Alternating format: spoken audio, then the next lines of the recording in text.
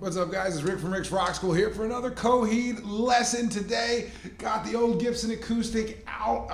Had to do one for the acoustic members of the fence. Gotta love it. Now look, there's no other way to say it. This is an epic piece of music. This is just an epic piece of music. Mother Superior, we're going to take you through a couple different positions of the D minor scale. I'm going to show you the song first. Stick around after the song. I'll show you how these scale pieces connect so you can use it for your own playing. So if you're interested in the theory, stick around. All right, guys. So it's in D minor, which is really the key of F. Okay.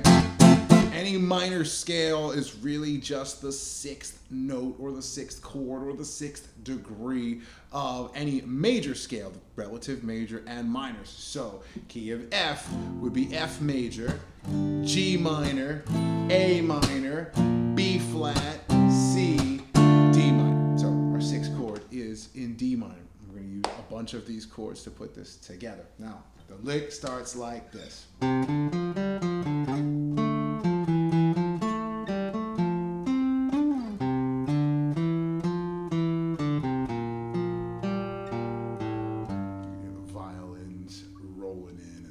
One part of the song where this piano thing comes in. There's a lot of ear candy in this song. The production goes a long way, but it all starts with what Claudio is doing on his acoustic guitar, and that is what brings us here today. So let's dive right into it, guys. The third fret of the A string, we play a C note into the fifth fret, and then you can hammer on into that, or you can pick both notes, whatever you're more comfortable with. It sounds like he's honestly switching between those two. So then to our third fret of the D string to the open G. So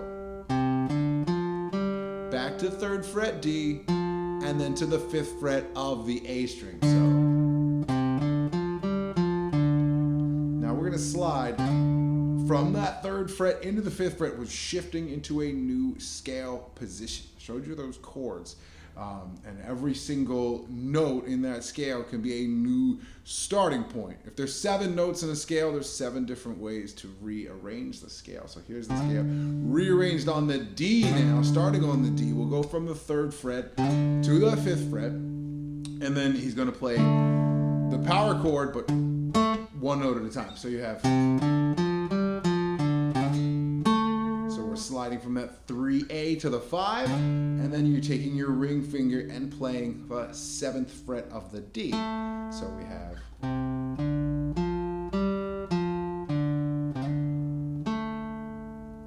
now take your pinky finger, we're going to play an F note and then an E note, A fret to the 7th fret of the A string, and then we're going to play the same 2 notes in reverse. So 8, 7, 7, 8, 7th fret of the D now.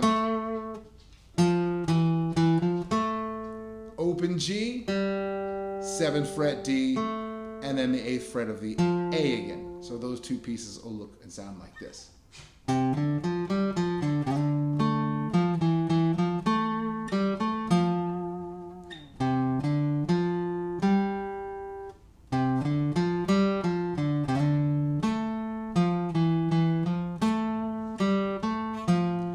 Take our pinky finger, 10th fret of the D, slide to the 12th fret.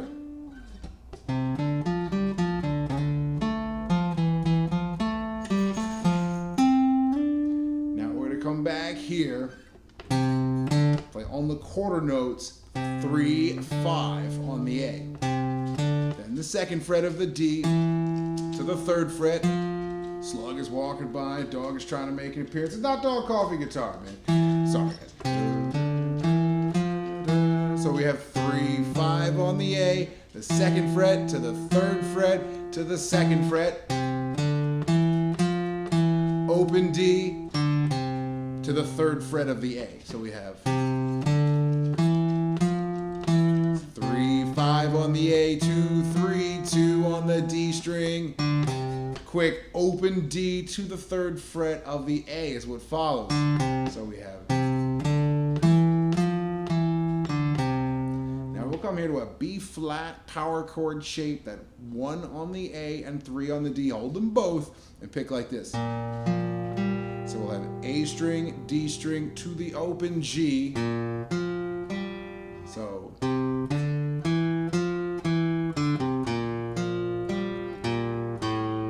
now we have first fret of the A to the open A to the third fret of the E. Those two pieces will go. And then we're going to loop it back around.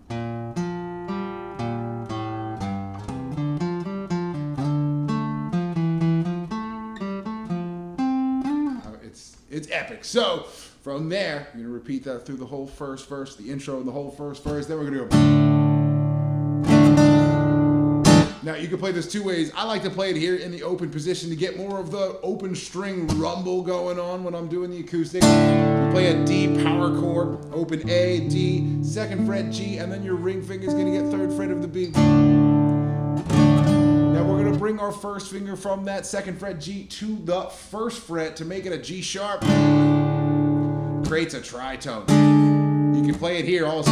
D power chord. And then that would be 5, 6, 7 on A, D, and G. Same chord, and you can hear now the tritone. Tritone is created when we get the flat fifth. In this case, the tritone is an A flat or a G sharp. They're the same notes because the fifth is an A. Let's take a look at that D minor scale. D, E, F, G, A. A is the fifth note. When we have a flattened fifth, this is the sound you get. In the Middle Ages, you could have been arrested for being a musician and playing the tritone, the flat five, in public. They would remove your hands, throw you in the dungeon. That's not the case anymore. Don't worry about it. Play the flat five till your heart's content. It's very, very Black Sabbath. Check it out. That's the tritone that, you know, made Black Sabbath, and made all the hippies run out of the bars that they were playing in Birmingham, England, and so on and so forth. So anyways, we are getting the flat five here, and that is what's making that whole thing, including Claudio's voice, sound so demonic. You can see why in the Middle Ages that was banned. They thought it was like spawned from the devil himself, and that's the way it sounds. There's your flat five. So then the chorus is going to start to build up on a B flat to the C. So B flat to C. You can play an open C also, but I'm just going to grab the power chords here. B flat to the C. And then it's going to go back to... Going to do that again. B flat to the C.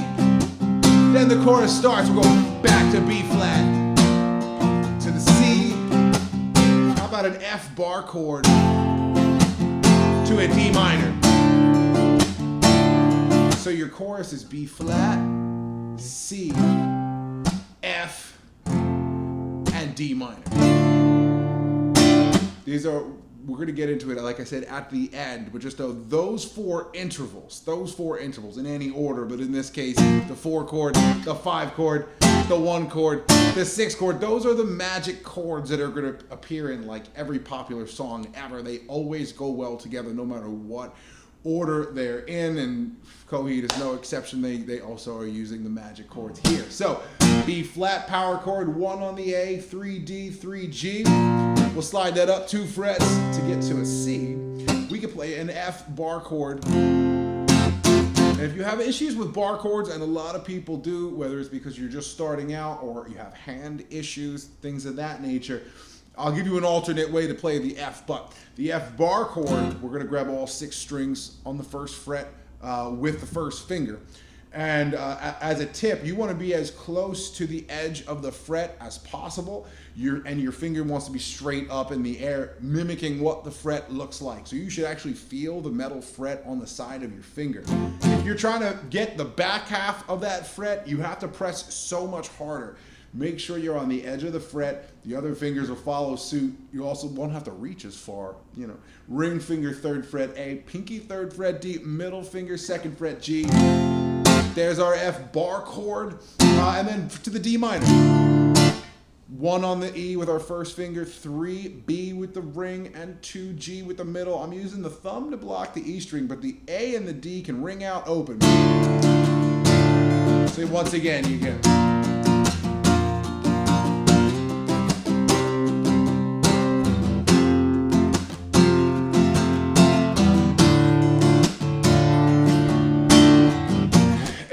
it's going to do a build up, 1, to the 3rd fret, and then stops, and then you're going to go right back down.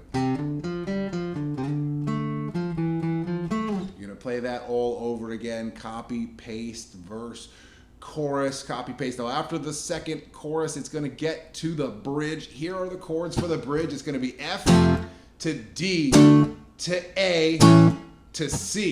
So we'll go.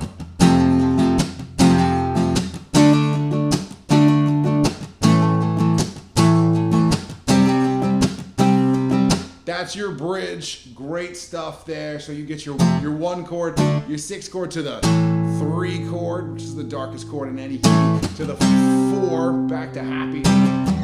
That's it there. You go from the bridge. They will play 1 more chorus.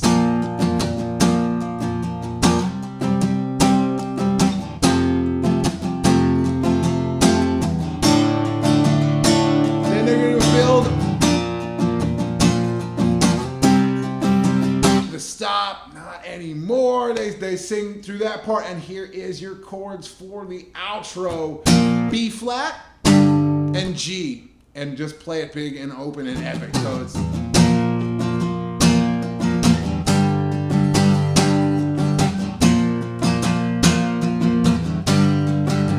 hearing the rest of the song in my head is epic. Now when he says sick to my stomach, you gotta catch this. When he says sick to my stomach, the chords stop being B flat and G and they go F.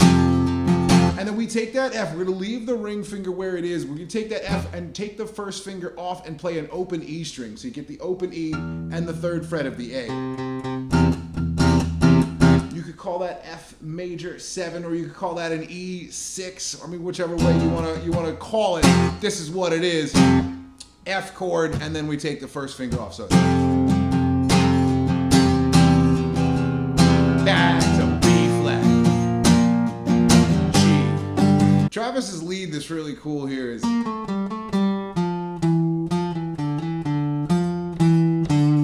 so we have 8th fret, 7th fret, and 5th fret of the D, back to the 7, to the 5, 8th fret A, so it's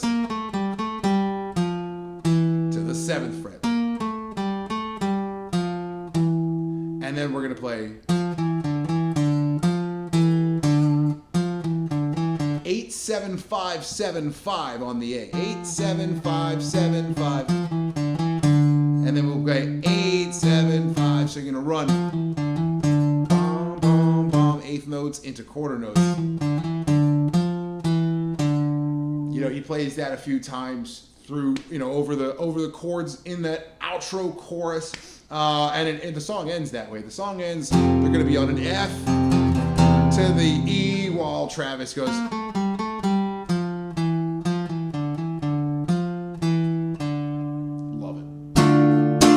Song, guys. So if all you wanted to do was learn how to play Mother Superior, you got what you needed out of this video. That is all of Claudio's parts and Travis's cool lick that he plays at the end. But if you are still here, I'll teach a little bit quick music theory. My day job, I am a music teacher by trade. Very, very fortunate to get to do what I love every single day.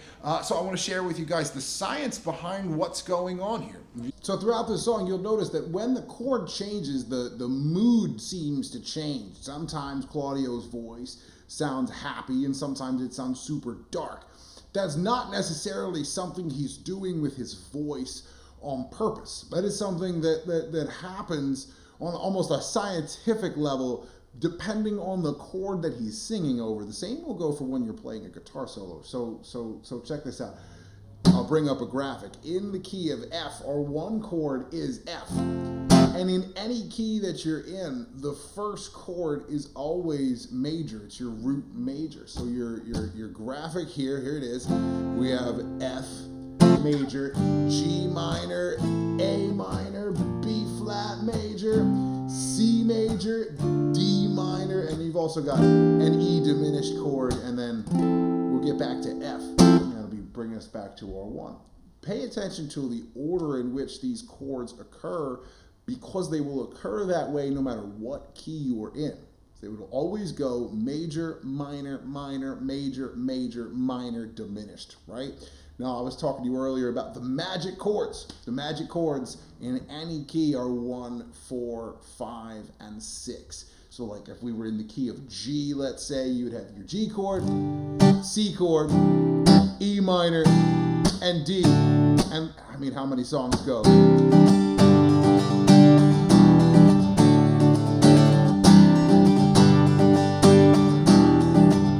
For a minute, let's transpose Mother Superior to the key of G. We would have C, we would have D, we would have G, and then we would have E minor. So it would go.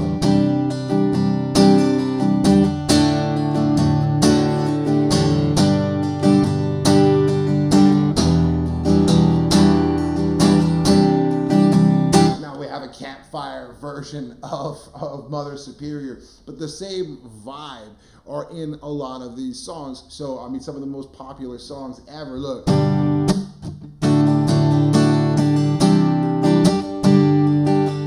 Or like, you know.